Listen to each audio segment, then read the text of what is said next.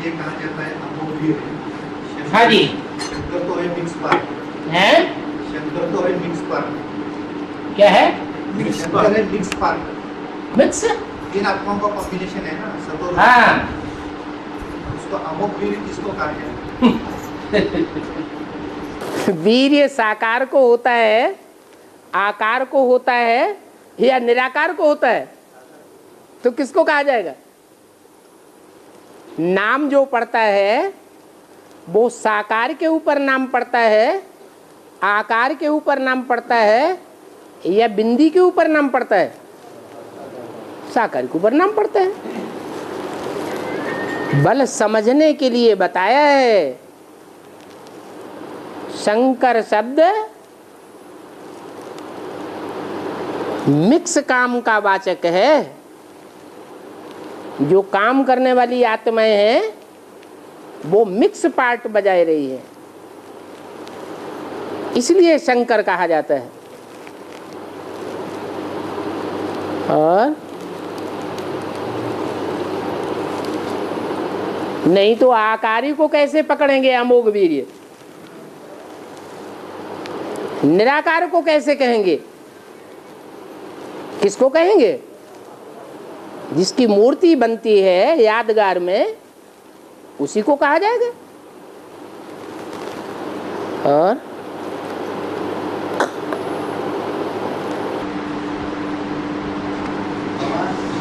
हाँ जी,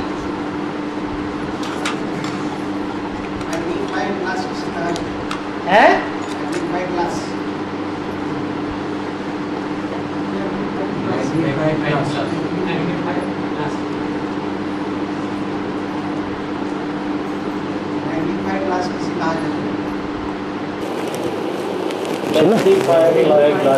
magnify glass, जिससे छोटी चीज भी बड़ी बड़ी दिखाई पड़ती है, छोटे अक्षर बड़े बड़े दिखाई पड़ते हैं।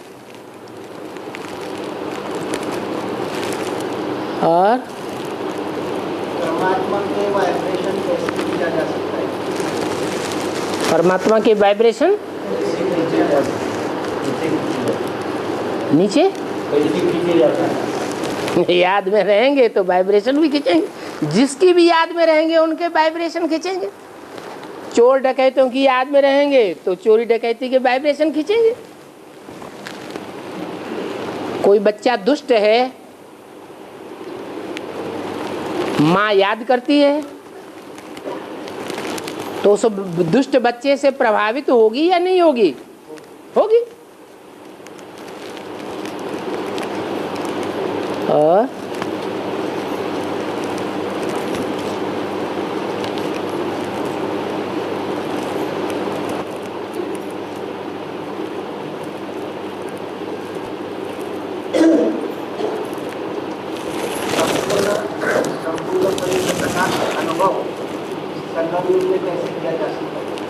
संपूर्ण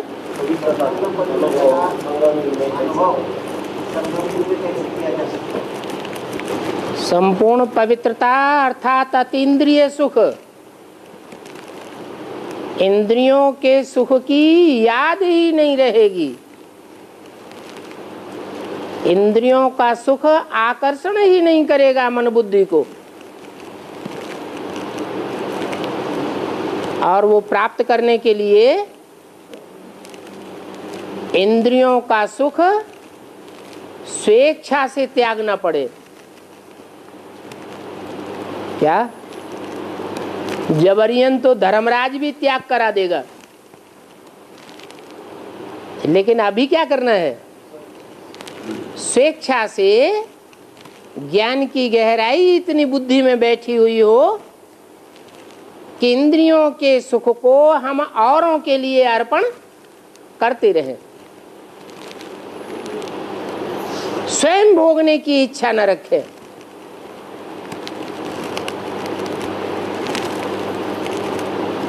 और है जामड़ी बुद्धि माने जाम बुद्धि। जैसे कोई चीज जाम हो जाती है, दूध है, जब दही बन जाता है तो क्या हो जाता है? जाम हो जाता है। पानी है, फ्रीज में रख देते हैं तो क्या हो जाता है, जाम हो जाता है। ऐसे ही बुद्धि जो चलायमान रहनी चाहिए, गतिशील रहनी चाहिए, वो बुद्धि गतिशील होती ही नहीं, जाम हो गई, बुद्धि चलती ही नहीं। ज्ञान का मनन चिंतन मंथन चलता ही नहीं, तो कहेंगे जामड़ी बुद्धि।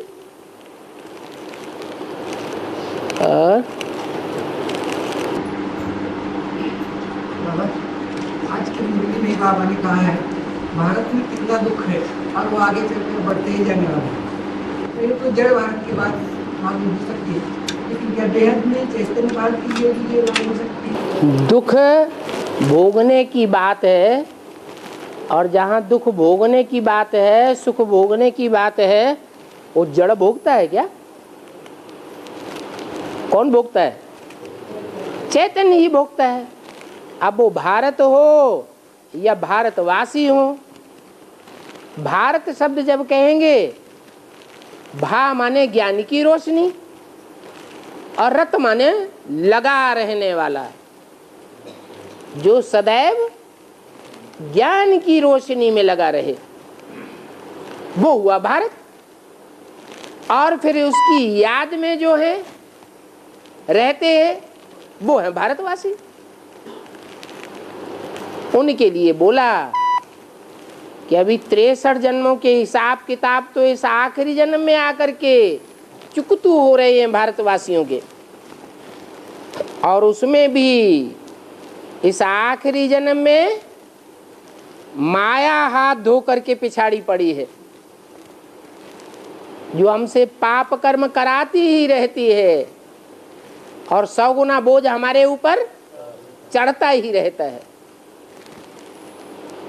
तो 63 जन्मों में जो पाप की गति थी वो ज्यादा तीव्र थी, या अभी संगम युग में पापों की गति ज्यादा तीव्र है?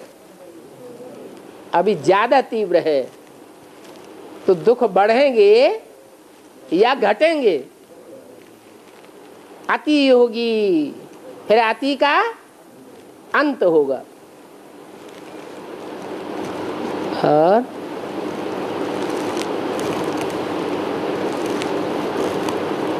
दूसरे देशों में खून की नदियां नहीं बहती हैं इतनी जितनी भारत में बहती है। दूसरे देशों में ऐसा मौत का बाजार नहीं लगता है, जो बाजार में सब जाकर के देखें, वहां तो अचानक मौत होगा। कहाँ? विदेशों में एटॉमिक विस्फोट हुए और बड़ी बड़ी मंजिलें जिनमें लाखों करोड़ों अरबों लोग रहे पड़े हैं, वो सेकंडों में धराशायी होंगी और सब खलास हो जाएंगे। तो मौत का बाजार कहेंगे? नहीं। और यहाँ तो मौत का बाजार लगेगा, खून की नदियां बहेंगी। सबसे ज्यादा खौफनाक मौत है भारतवर्ष का। यहाँ जिंदगी भी सबसे मजेदार जिंदा होकर के जिए हैं स्वर्ग में, तो यहाँ की मौत भी बहुत खतरनाक है।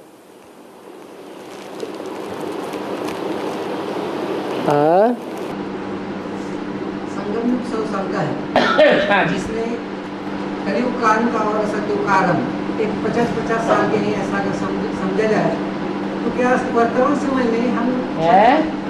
समय में हम सतयुग में चल रहे हैं?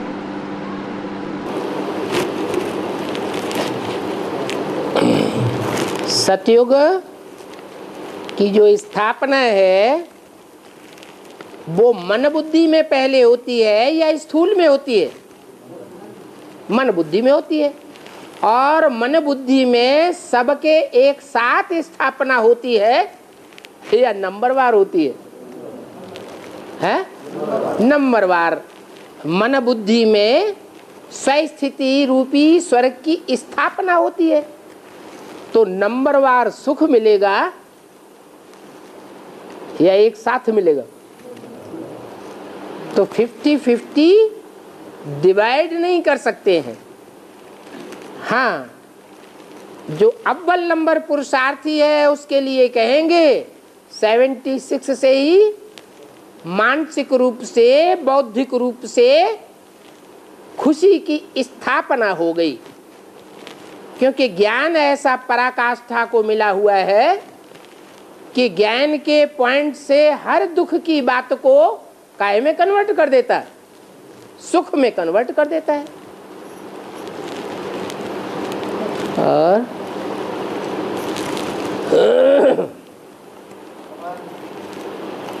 क्या समाया हुआ? याद में खुशी समाई हुई है सबसे बड़ी चीज, और खुशी में जो कुछ भी होना चाहिए दुनिया का वो हर चीज समाई हुई है। स्वर्ग में जो कुछ समाया हुआ है वो सब याद में समाया हुआ है। याद में रहने वाले को,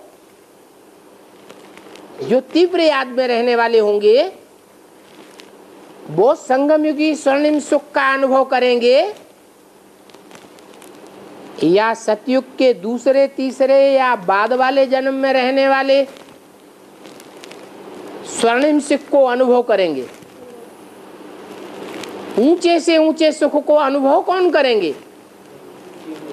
जो तीव्र याद में रहने वाले होंगे वो स्वर्ग के सारे ही सुख अनुभव करेंगे। और स्वर्ग के सुख तो फिर भी इंद्रियों द्वारा अनुभूत किए जाते हैं। स्वर्णिम सुख के जो स्वर्ग है उसके सुखों को तो इंद्रियों से परे की स्टेज में रह करके अनुभव करते हैं।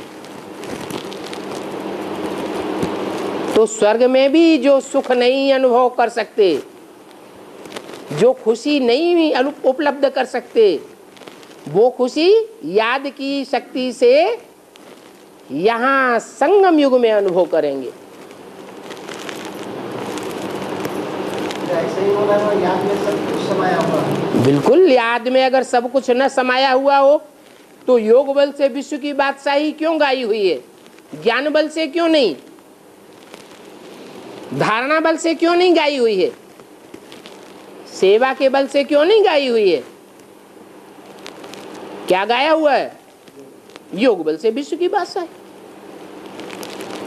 और बादशाह जितना सुख भोगता है, समृद्धि भोगता है, बाकी प्रजा उतना सुख शांति समृद्धि भोगती है क्या?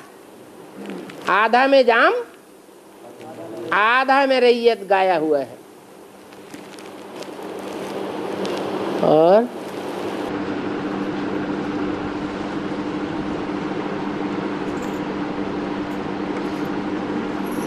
सारी दुनिया आदमशुमारी है। सारी दुनिया आदमशुमारी है। सारी दुनिया की आदमशुमारी आदमशुमारी कितनी है? 700 750 करोड़ है या होनी है? हाँ जी। और अभी जो है तो सारी दुनिया की हरिजन है। हरिजन सारी दुनिया हरिजन है। अच्छा, हरिजन माने शूद्र। कोई ब्राह्मण भी है दुनिया में? बाहर की दुनिया में कोई ब्राह्मण है? शिव बाबा जब तक इस सृष्टि पर नहीं आता है, ब्रह्मा के तन में नहीं आता है, उससे पहले सारी दुनिया कौन सा संप्रदाय है? हरिजन, शूद्र संप्रदाय है। अभी ब्रह्मा के आने के बावजूद ब्रह्मा के संसर्ग संपर्क संबंध में आने वाले 2 प्रकार के ब्राह्मण हो गए। एक है कुखवंशावली और एक है मुखवंशावली। जो मुखवंशावली है वो ही ब्राह्मण है। कुखवंशावली को भी ब्राह्मण नहीं कहेंगे, क्योंकि देह और देहधारियों से लगाव है। ब्रह्मा का नाम बदनाम करने वाले हैं।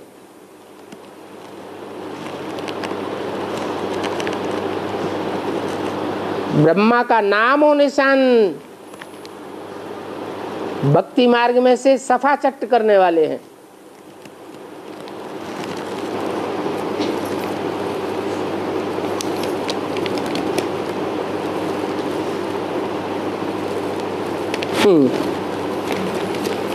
प्रश्न आया है,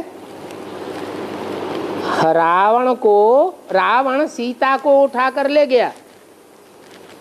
जब उठाकर ले गया तो उसने सारे अलंकार आभूषण फेंक दिए उतार के। इसका मतलब क्या?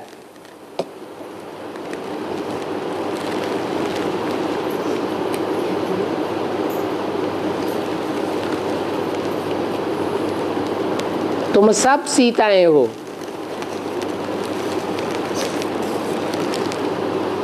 तो अव्वल नंबर द्वयम नंबर सीता भी कोई होगी या नहीं होगी?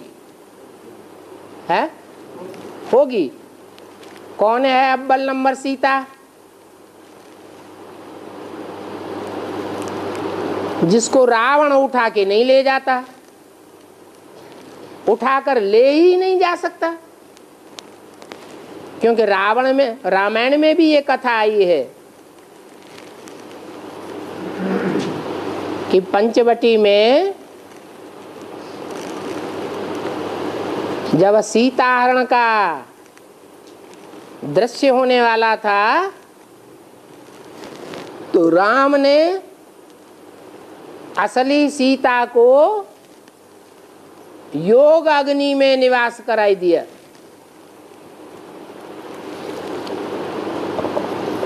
और उसके बदले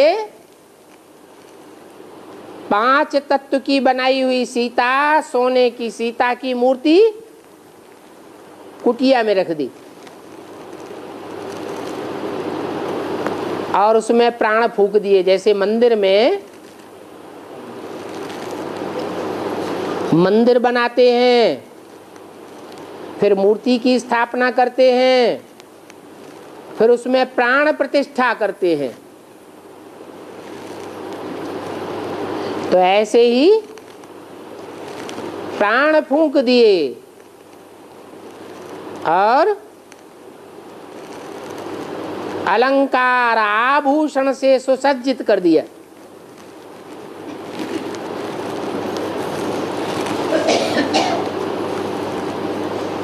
उस सीता को रावण ले गया तो सीता ने सारे अलंकार आभूषण फेंक दिए। उसे द्वयम नंबर सीता कहें या अव्वल नंबर सीता कहें? है द्वयम नंबर सीता कहें। नंबर 2 की सीता जो भी होगी या जो भी होंगी, परीक्षा आने पर, माया रावण का हमला होने पर आभूषणों को त्यागेंगी, अलंकारों का त्याग करेंगी, या अव्वल नंबर सीता आभूषणों को त्यागेगी, अलंकार त्यागेगी। आभूषण है दिव्य गुणों के। सहनशीलता जैसे दिव्य गुण हैं। माया रावण का जब पुरुषार्थी जीवन में आक्रमण होता है तो नंबर 2 की सीताएं क्या करेंगी? आभूषणों को त्याग देती हैं, अपने असली रूप में आ जाती है। और नंबर 1 की जो सीता होगी वो कभी भी आभूषणों को त्यागेगी नहीं। अव्वल नंबर सीता का लक्ष्य है नारी से लक्ष्मी बनना। और 2 नंबर की सीता का लक्ष्य ही नहीं है क्या? नारी से लक्ष्मी बनना।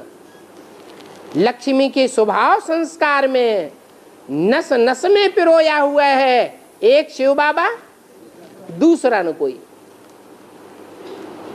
नंबर 2 की सीताएं तो समझती हैं हमारी नसों में वो रग, रगों में वो खून। कौन सा? एक शिव बाबा, दूसरा न कोई। देखने में ही नहीं आता। तो वो अपने आभूषणों को त्याग देती हैं, सहज सहज त्याग देती है। माया का थोड़ा सा चपेटा लगा और कहने लग पड़े हम में इतनी शक्ति नहीं है। और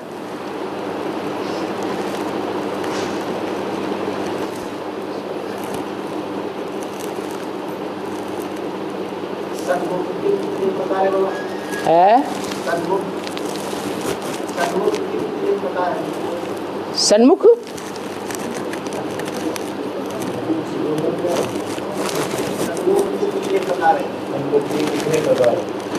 सन्मुख, सन्मुख के 2 ही प्रकार हैं। एक स्थूल में सन्मुख बैठे हैं, देखने में आ रहा है आंखों से कि सामने बैठे हैं। एक तो ये प्रकार हुआ। दूसरा वो प्रकार है कि सन्मुख तो देखने में आते हैं लेकिन अंदर से संकल्प विपरीत चल रहे हैं। विमुख होने के संकल्प चल रहे हैं, विपरीत बुद्धि के संकल्प चल रहे हैं। तो फिर उनको सन्मुख कहें वास्तव में या विमुख कहें? है जो अंदर से एक और बाहर से दूसरा देखने में आता है, वो इस ब्राह्मण परिवार के लिए बहुत खौफनाक, खतरनाक है।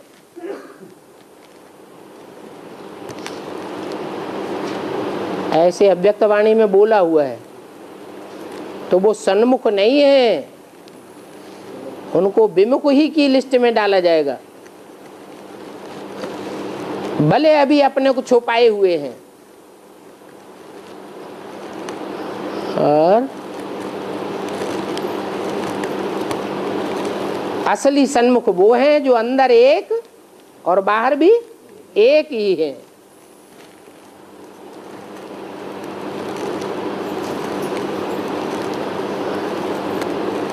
और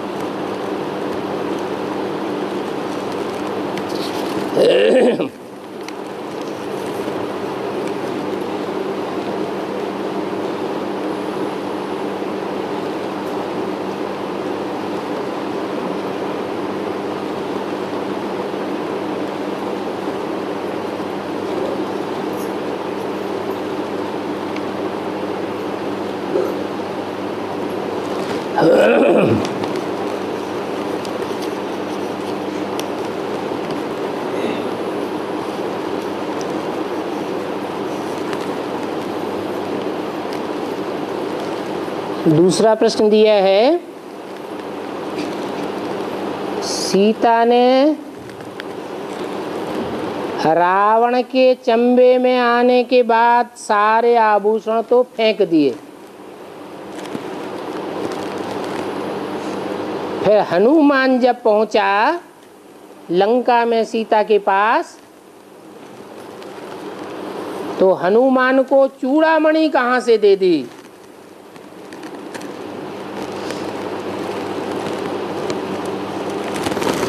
आभूषण तो पहले ही फेंक दिए थे।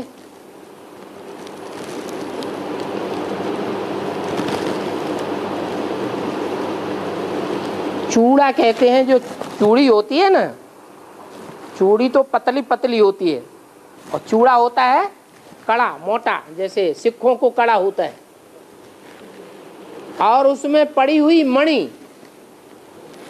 क्या चूड़ा या चूड़ी का काम क्या होता है?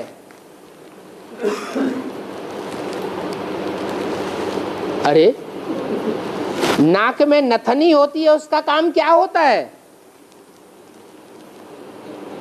नाथ के रखना। ऐसे ही चूड़ी का काम क्या होता है? हथकड़ी डाल के रखना। चूड़ी हुई छोटी हथकड़ी, कहीं बुद्ध रूपी हाथ इधर उधर ना भाग जाए। जो चोर चकार होते हैं ना, जेल के कैदी, उनको क्या डाला जाता है? हथकड़ी डाली जाती। किस लिए डाली जाती है? इधर उधर ना भाग जाए। तो एक होती है हल्की हथकड़ी, उसे कहते हैं चूड़ी, और एक होती है कोई जबरदस्त बहुत दबंग कैदी होता है, बड़ा चोर डकैत होता है, प्रसिद्ध होता है, बहुत ऊंचा ऊंचा इनाम रखा जाता है पकड़ने के लिए, जेल में से भी भाग खड़ा होता है। तो उसको क्या करते हैं? हल्की हथकड़ी डालेंगे या मोटी डालेंगे? मोटी हथकड़ा डालते हैं। उसको कहते हैं कड़ा। चूड़ा, चूड़ी नहीं, चूड़ा। और उसकी मणि तो चूड़ा या चूड़ी जो है वो बुद्ध रूपी हाथ को या सहयोगी रूपी भुजा को कंट्रोल में, बंधन में रखने की सूचक है। और उसमें है चमकने वाली क्या चीज? मणि। वो चमकने वाली मणि किस बात की चमक मारती है? अरे भले 2 नंबर सीता है, ज्ञान की चमक मारने वाली है या नहीं है? तो ज्ञान की चमक तो मारती है। वो मणि निकाल ली होगी। चूड़ा तो फेंक दिया, मणि कीमती चीज है या फेंकने योग्य चीज है? कीमती चीज है। कोई अपने आभूषण कितना भी फेंक दे, दिव्य गुणों के आभूषण कितने भी फेंक दे, फिर भी ज्ञान की रोशनी तो बुद्धि में रहती है कि नहीं रहती है? हैं? रहती है। वो जो मणि थी वो हनुमान को दे दिया। माने हनुमान को कुछ न कुछ वो ज्ञान की बातें सुना दी, जिससे उसको एहसास हो गया राम को, हाँ ये वही सीता है, ये कोई दूसरी सीता नहीं हो सकती। और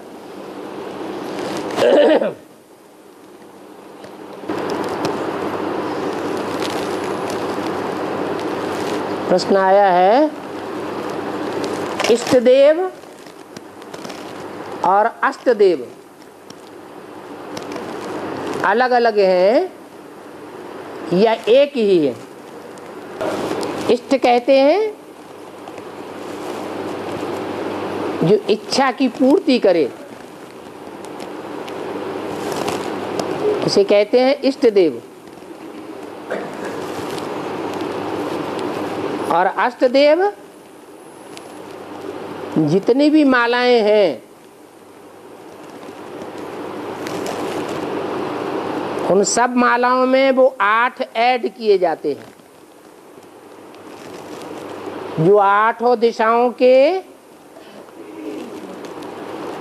पालन करने वाले हैं, दिग्पाल जिन्हें कहा जाता है। 8 धर्मों के मुखिया या पूर्वज।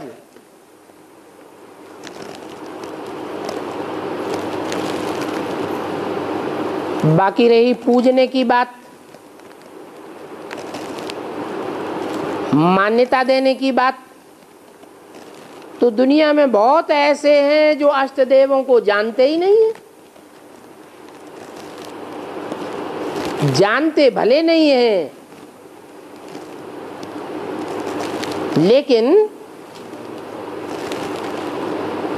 अपने जीवन में कोई न कोई एक व्यक्ति को बुद्धि में पूजनीय के रूप में तो रख सकते हैं,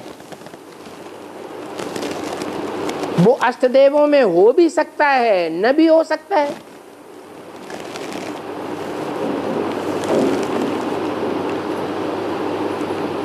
तो इष्टदेव अनेक हो सकते हैं और अष्टदेव सिर्फ 8 ही होते हैं।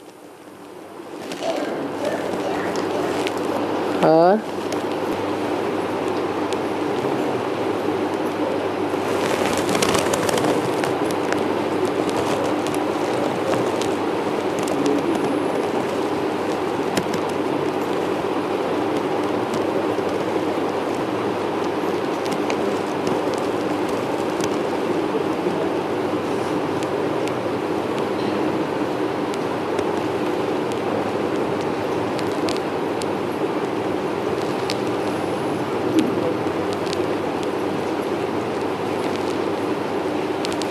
तो कितनी बार समझा दिया है कि ब्राह्मणों की दुनिया में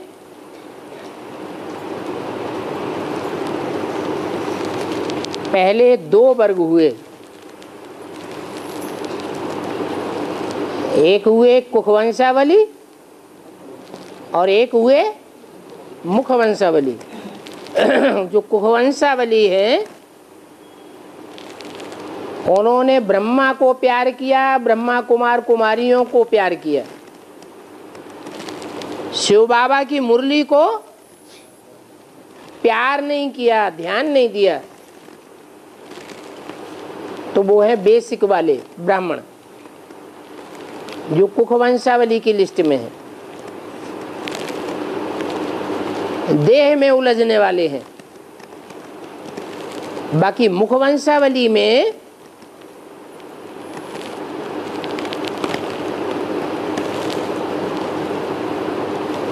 नौ संप्रदाय गाए हुए हैं,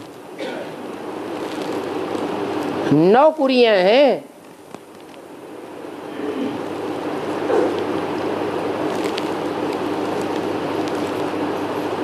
जो 9 कुरियां हैं उनमें एक से एक अच्छे हैं और एक से एक खराब भी हैं।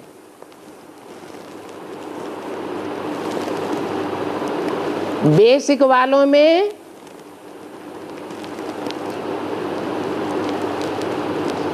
हर धर्म के मौजूद हैं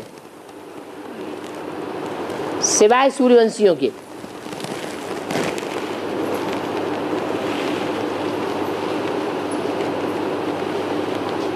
और एडवांस वालों में हर धर्म के बीज हैं।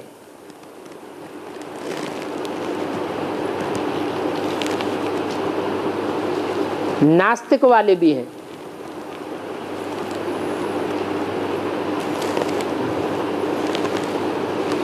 तो बेसिक में जो आचरण देखने में आए हैं ब्राह्मणों की दुनिया में, वो सारे ही अच्छे बुरे आचरण जब बीज रूप आत्माओं की एडवांस की दुनिया तामसी स्टेज से गुजरने लग पड़ती है तो सब प्रकार के आचरण उनमें देखने में आवेंगे। अच्छे से अच्छे भी हैं और बुरे से बुरे भी हैं।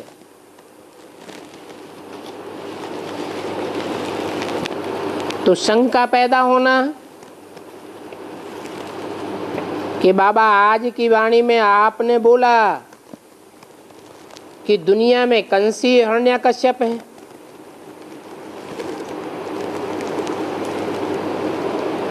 और बेसिक की दुनिया में से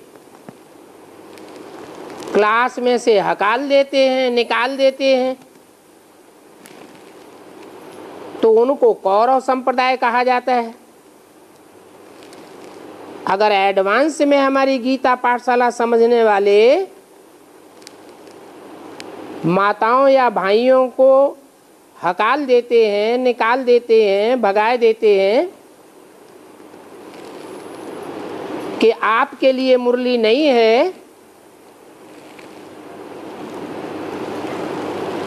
तो ऐसे गीता पाठशाला वालों को क्या कहा जाएगा?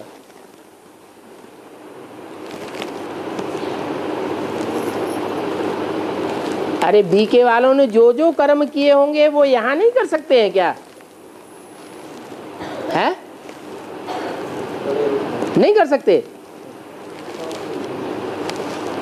बीज अगर कड़ुआ होगा नीम का तो जड़ भी कड़वी होगी, जड़ कड़वी होगी तो तना भी कड़ुआ होगा, टहनियाँ भी कड़वी होंगी और पत्ते भी कड़ुए होंगे, फूल भी कुछ न कुछ कड़ुआ हो सकता है।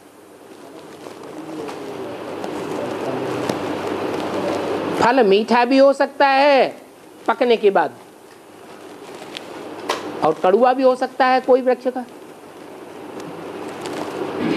बाकी उसमें से जो बीज निकलेगा वो फिर भी कड़ुआ होगा।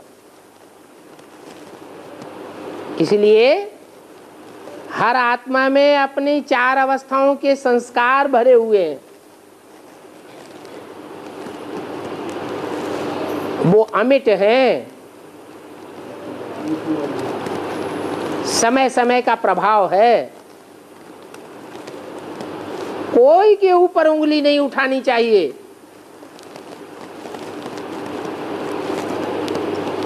हमारे कर्मों का फल है, पूर्व जन्मों का हिसाब किताब क्या पूरा हो रहा है, चुकतू हो रहा है। ऐसे समझना ही ज्ञानी की गति है, नहीं तो फिर झगड़े बढ़ते जाएंगे।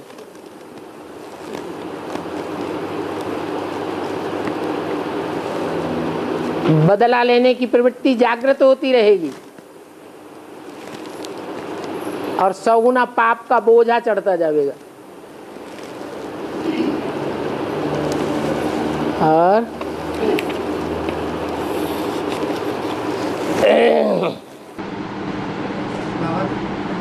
बाबा बच्चों को मंदिर लायक बनाने आए हैं। कोई बच्चे मंदिर लायक बनते ही, कोई बनते भी नहीं।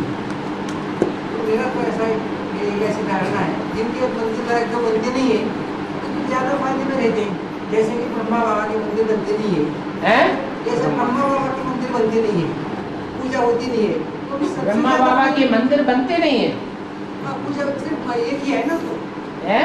एक ही मंदिर बना हुआ है। क्यों जगदम्बा के मंदिर नहीं है?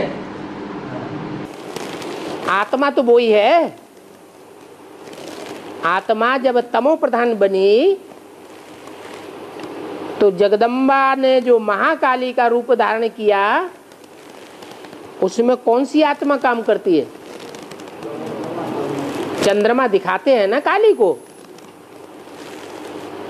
तो ब्रह्मा के पुरुष चोले की पूजा नहीं होती, क्योंकि सब पुरुष दुर्योधन दुशासन की लिस्ट में है।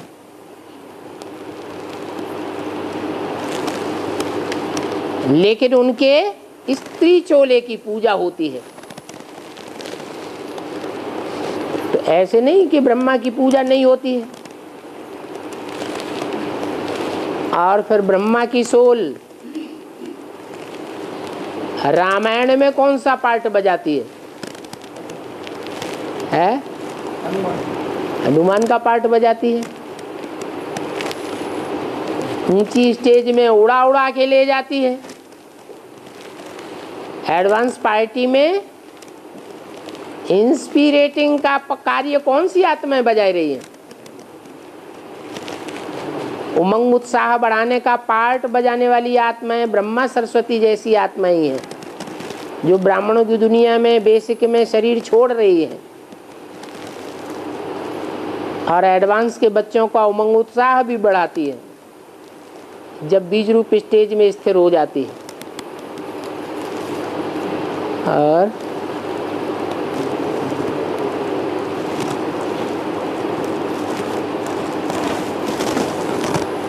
प्रश्न आया है, बेहद का बाप बेहद के बच्चों से बेहद की बातें करते हैं, ऐसे बोला है। तो क्या बाबा मुरली की सब बातें हद में होंगी?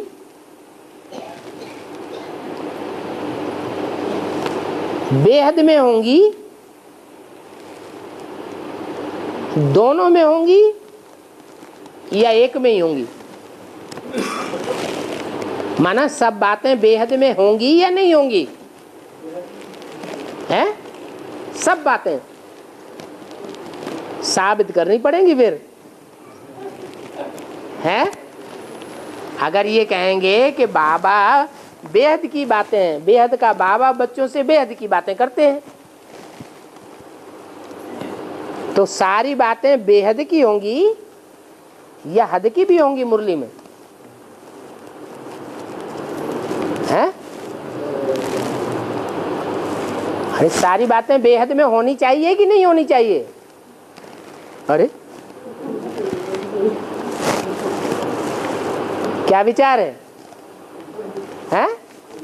होनी चाहिए, लेकिन हमें मालूम है कि बेहद का बाप तो शिव बाप है, और बेहद का बाप मनुष्य सृष्टि के बेहद के बाप में आता है।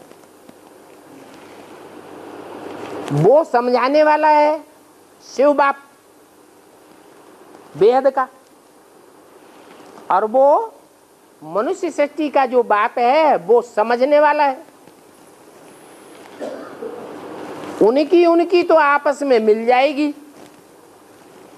लेकिन एक तीसरा भी तो है जो इंटरफियर करके बोलता है, नहीं बोलता है? वो मुरली में इंटरफियर करके बोलता है कि नहीं बोलता है? वो हद की बात करेगा, बेहद की बात करेगा? है? वो हद की बातें करेगा, करता है। इसलिए ये नहीं कह सकते कि सारी की सारी मुरली, उसका अर्थ बेहद में लागू हो सकता है।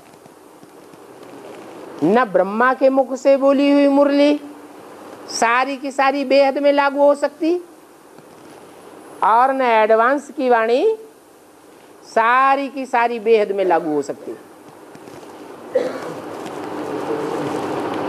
क्योंकि इंटरफियर करने वाला बेबी बुद्धि, बच्चा बुद्धि बीच बीच में इंटरफियर करके हद में बोलता है। और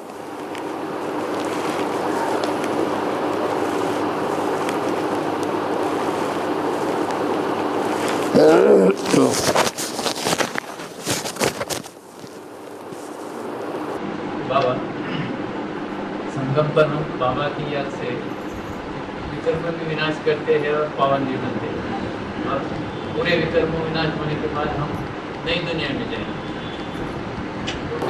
जब द्वापर में आएंगे तो हमारे विकर्म कहाँ से रहेंगे? संगरंग नहीं लगता है? अरे ऊपर से जो आत्माएं आती हैं वो सोने जैसी आत्माएं आएंगी, चांदी जैसी आत्माएं आएंगी, या कॉपर जैसी आत्माएं आएंगी? कॉपर की खाद पड़ेगी कि नहीं पड़ेगी? और दो चार आएंगी या ढेर की ढेर आएंगी? है? ढेर की ढेर आएंगी। तो उनके प्रभाव में जो देव आत्माएं हैं वो आ जाती हैं, और थोड़ी देवात्माएं उनके प्रभाव में नहीं आती। ढेर की ढेर दूसरे धर्म में कन्वर्ट होने वाली देवात्माएं हैं जो कन्वर्ट होती रहती है। तो मुट्ठी भर सूर्यवंशी जो अपने धर्म के पक्के रहने वाले हैं, उनका क्या हाल होता होगा?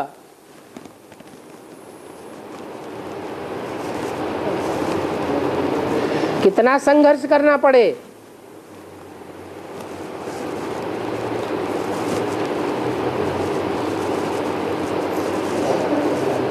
और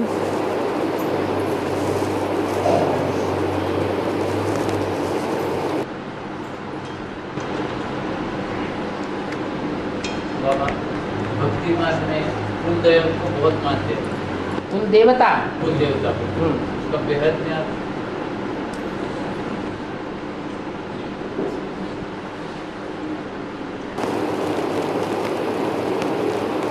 सबका अलग अलग बताना पड़ेगा क्या, कि अपना बता दे? है? क्योंकि अभी अभी बताया कि देवताएं तो ढेर के ढेर हैं। भारतवर्ष में गांव-गांव में देवी देवताओं के मंदिर बने पड़े हैं, ढेर के ढेर देवी देवताएं हैं, और उनको फॉलो करने वाले वो और ज्यादा हैं।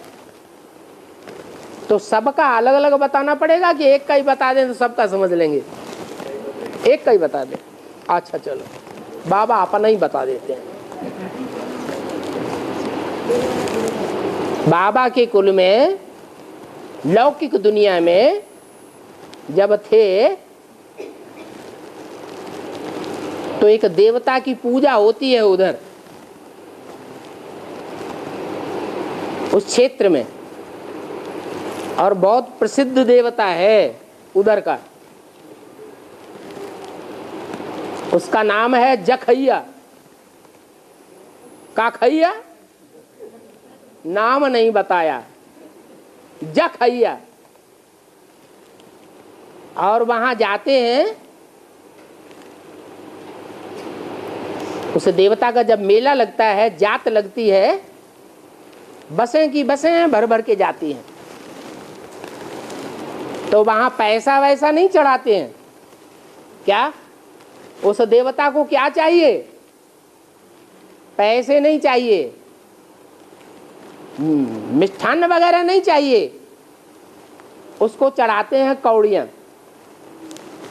क्या? कौड़ियां चढ़ाते हैं और वापस आ जाते हैं।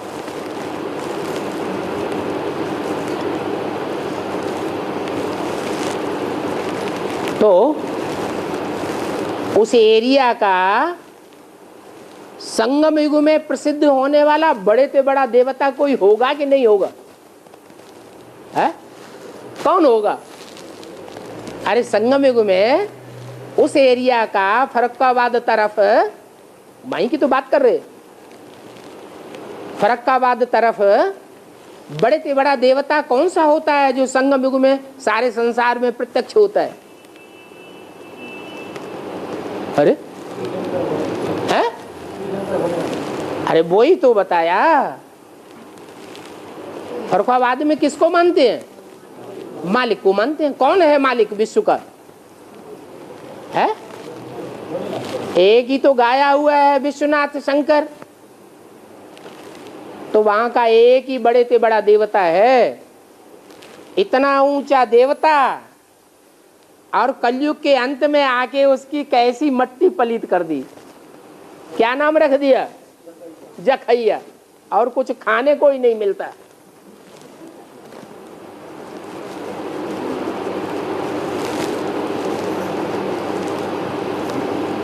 तुम्हारी बात का जवाब हो गया? हो गया। और हाँ हाँ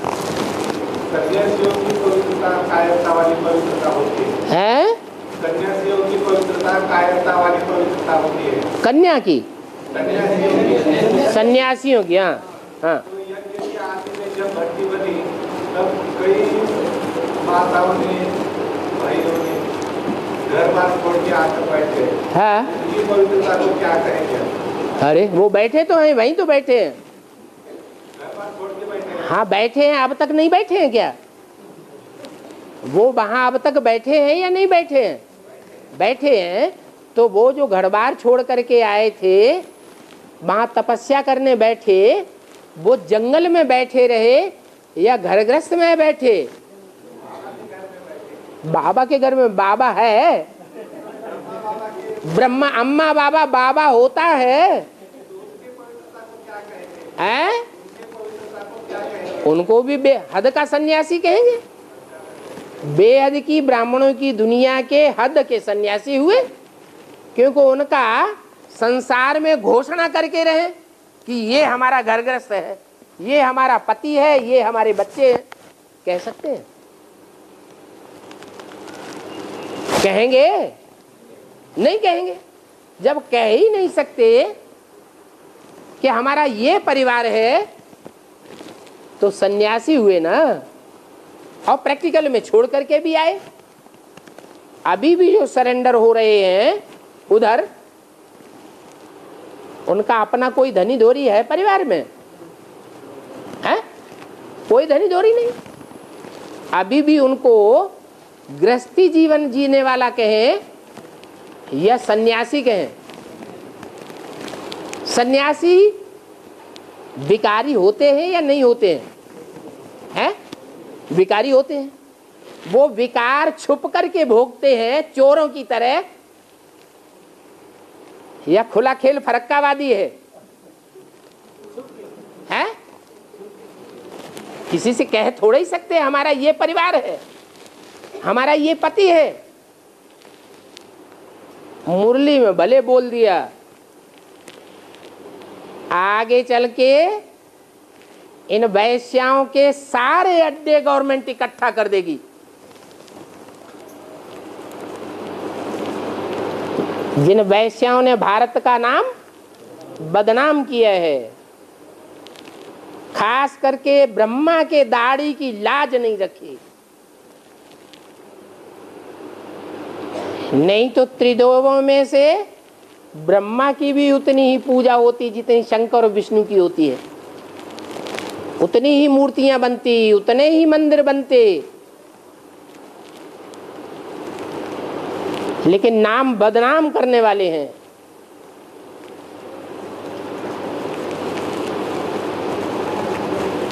और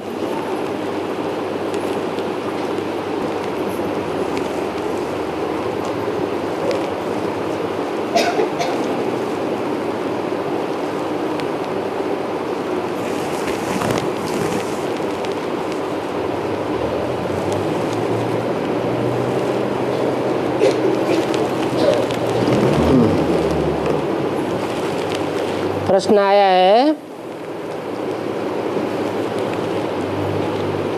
ब्रह्मा बाबा को फरिश्ता कहा जाता है। फरिश्ता माने फर्श की दुनिया से कोई रिश्ता नहीं, तो फिर ब्रह्मा बाबा माउंट आबू में जाकर बच्चों से क्यों मिलते हैं?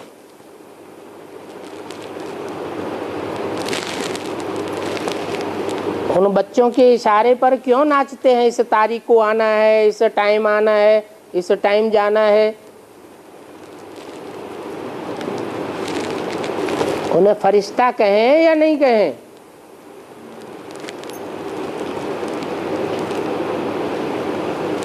कोई जवाब देगा?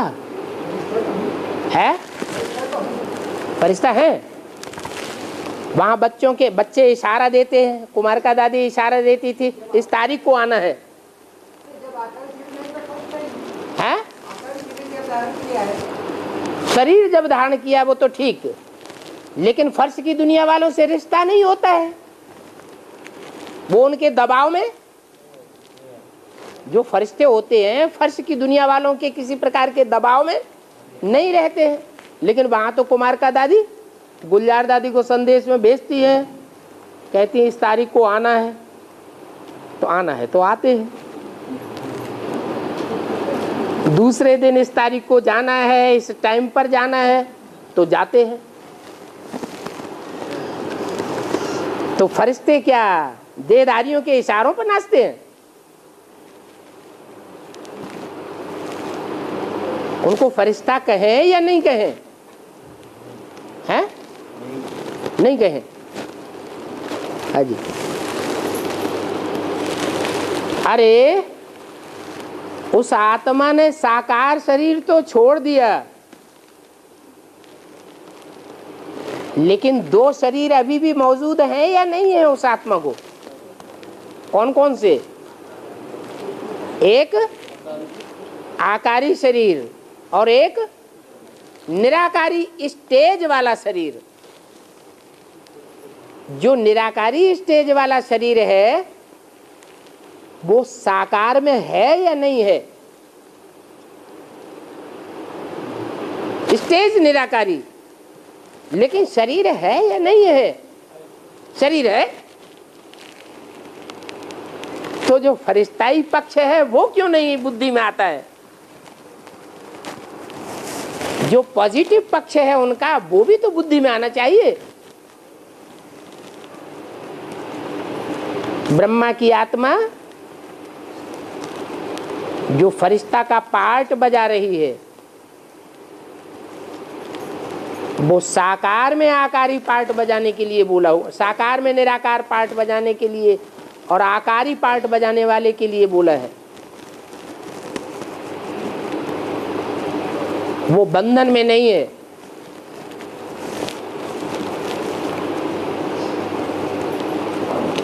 फर्श की दुनिया वालों के बंधन में है, रिश्ते हैं, ऐसे नहीं कहेंगे, क्योंकि रिश्ते जो होते हैं, संबंध जो होते हैं, वो याद आते हैं।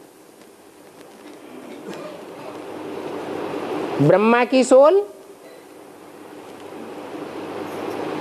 साकार में निराकारी स्टेज वाला पार्ट तो बजाती है,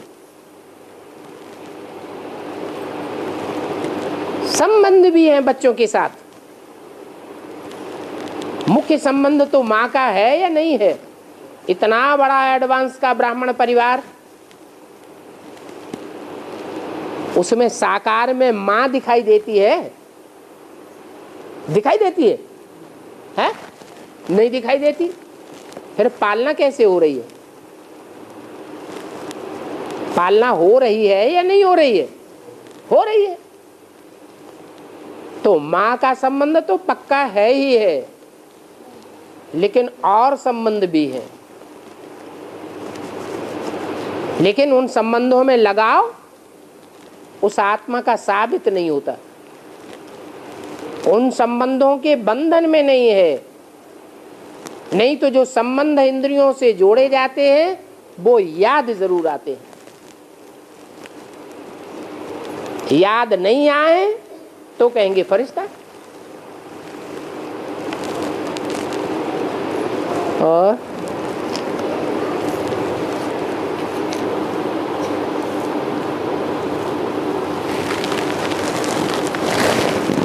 प्रश्न को क्लियर करके लिखो, क्लियर नहीं है।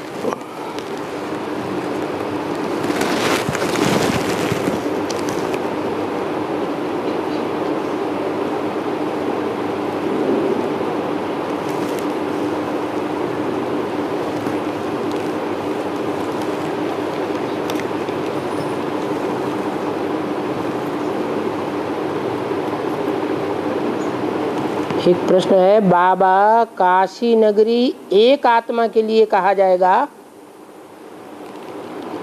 या सारे संगठन को काशी नगरी कहेंगे?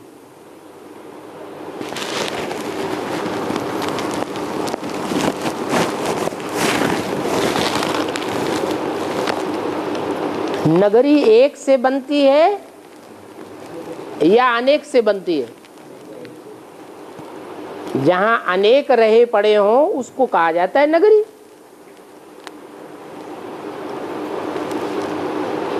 उसकी विशेषता बताई। काशी अर्थात जहां काश्य रूपी तेज है, याद का तेज है, तो जरूर वहां अमृत बेले का पुरुषार्थ अच्छा होता होगा और जगहों के मुकाबले। और अकेला चना भाड़ फोड़ता है या संगठित होकर के कार्य होता है? संगठित होकर के ही कार्य होता है।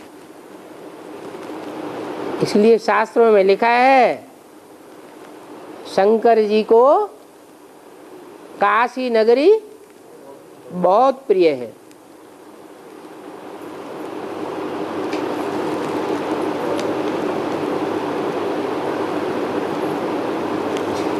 कोई ने प्रश्न किया है, अष्टदेव एनएस से ही निकलेंगे या और मिनी बधुवन से भी निकलेंगे?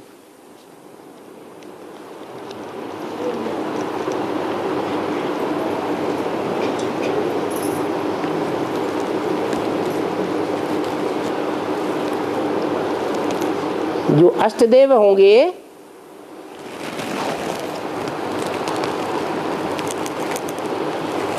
वो सारी दुनिया की श्रेष्ठ चुनी हुई बीज रूप आत्माएं हैं। और वो बीज रूप आत्माएं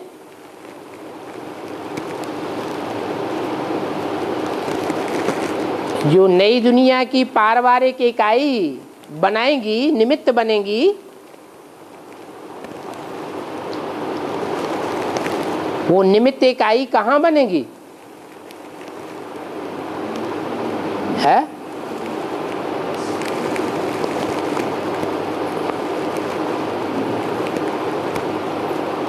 प्रवृत्ति मार्गी पारिवारिक जो इकाई होगी नई दुनिया की, उसका फाउंडेशन कहाँ लगेगा? दिल्ली में लगेगा। तो और मिनी मधुबन की तो बात खत्म हो जाती है।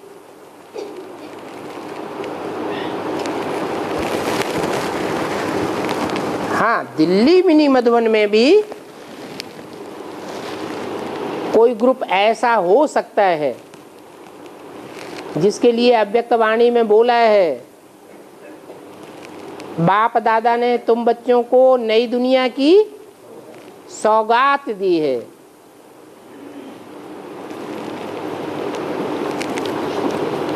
जो नई दुनिया की सौगात दी है, वो नई दुनिया प्रैक्टिकल में बनी हुई होगी या सिर्फ उस नई दुनिया का पहले फाउंडेशन पड़ता है? क्या होता है? पहले फाउंडेशन पड़ता है। जिस समय ये बात बोली गई है उस समय बाहर की दुनिया में भी बड़े बड़े महल, अटारियां, मल्टी बिल्डिंग्स बनाई जाती रही, और ये परंपरा चल पड़ी कि जो भी बिल्डिंग बनाते हैं उसको चारों तरफ से बंद कर देते हैं, पर्दा लगाकर, कोई बाहर का देखे नहीं।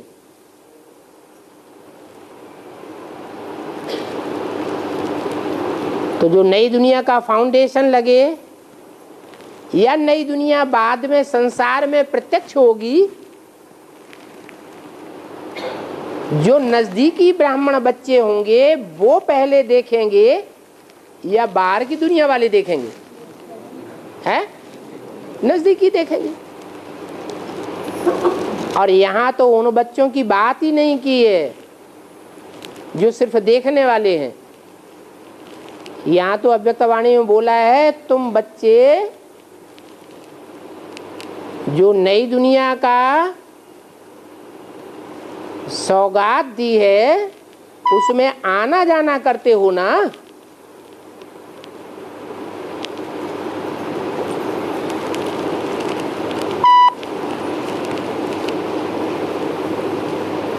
तो बहुत से बच्चे हो सकते हैं जिनका आना जाना तो लगा रहता है, लेकिन वो दिल्ली से बाहर नहीं हो सकता।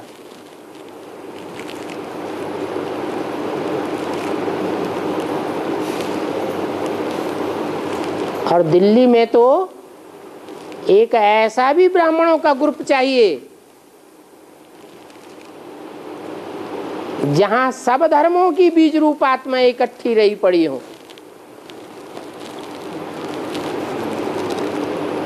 बाहर की दुनिया के हिसाब से देखा जाए तो सारी दुनिया का की ऐसी एक राजधानी कौन सी है जहां ज्यादा से ज्यादा परसेंटेज में चारों ही मुख्य धर्म के लोग रहे पड़े हों?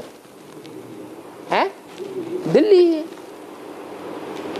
क्रिश्चियंस भी बहुत रहते हैं, बौद्धी भी बहुत रहते हैं, हिंदू भी बहुत रहे पड़े हैं, मुसलमान भी बहुत रहे पड़े हैं।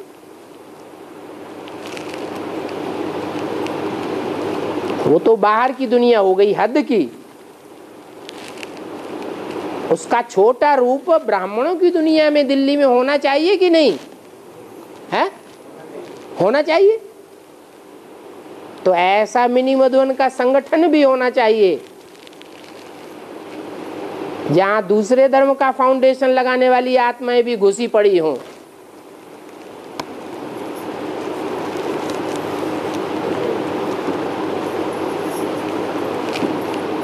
बाकी काशी नगरी,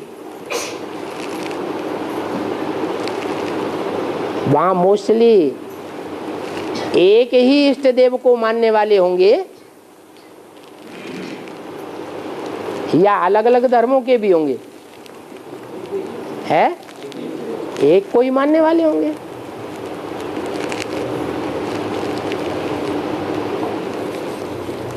तो ऐसे नहीं है कि जो भी मिनी मधुबन बनाए गए हैं सभी में काशी नगरी के होंगे।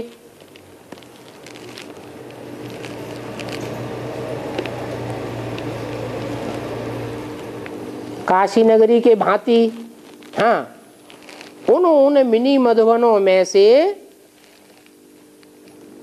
चुने जा सकते हैं, जैसे अभी भी चुने जा रहे हैं।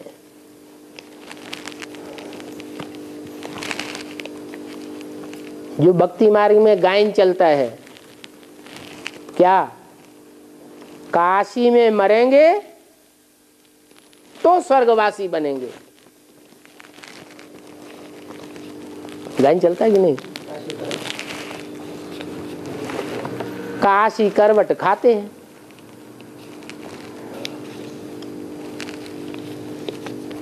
जो काशी करवट खाते हैं उनके लिए बाबा ने खास बोला हुआ है, काशी करवट खाते हैं तो बाहर की दुनिया से कनेक्शन कट जाता है या नहीं कट जाता है? कट जाता है। इतना नष्टो मोहा बने तो उसका प्रतिफल तो कुछ न कुछ मिलेगा या नहीं मिलेगा? वो प्रतिफल बताया मुरली में कि पूर्व जन्म के 63 जन्मों के पाप कर्म भस्म हो जाते हैं, बाकी नए नहीं बनेंगे ऐसे नहीं कह सकते।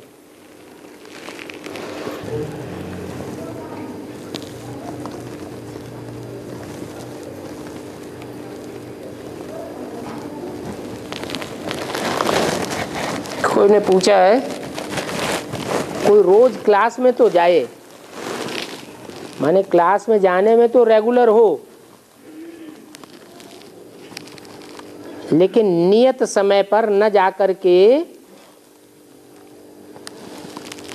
कभी देर से जाने का संस्कार हो जाए तो क्या स्वर्ग में उतनी ही देर से जावेंगे? स्वर्ग में पहले जाने और देर से जाने का कनेक्शन